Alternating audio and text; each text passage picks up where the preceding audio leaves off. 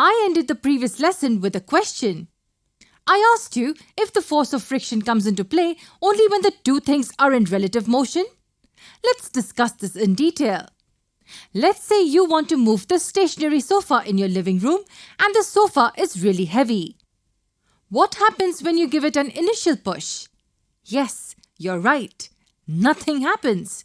The sofa doesn't move even though you're applying a lot of force. Why do you think the sofa doesn't move? Well, the answer is static friction. The force that you apply is balanced by a frictional force by the floor. And this force is applied in the direction opposite to your push. This force is nothing but static friction. The concept of static friction is really amazing. Why do I say that? The reason why I say that is because it is a self-adjusting force. As you increase your force of push, the force of static friction increases too, and the forces are still balanced. Now I know what you must be thinking. After a few seconds, the sofa begins to move, right? What happens to the static force then? Let's discuss this with the help of a simple graph. We assume that the force you apply is the horizontal force represented by the x-axis, and the frictional force applied by the floor is represented by the y-axis. Now, as you increase the horizontal force applied, the frictional force is also increasing accordingly to keep the sofa at rest. This continues till a point where the sofa just starts moving.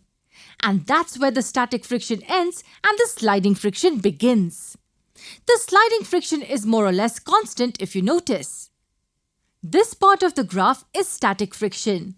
It's when the sofa is not moving in spite of the force you're applying.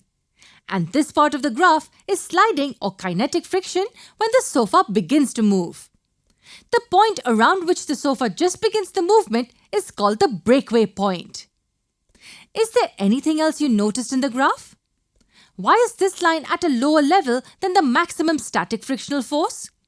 The reason is simple.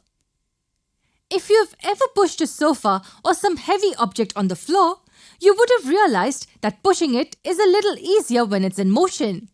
Yes, it's because the sliding friction is lesser than the static friction that's offered by the floor. That was the concept of static friction for you. So we've seen three kinds of friction so far: static friction, sliding friction, and rolling friction.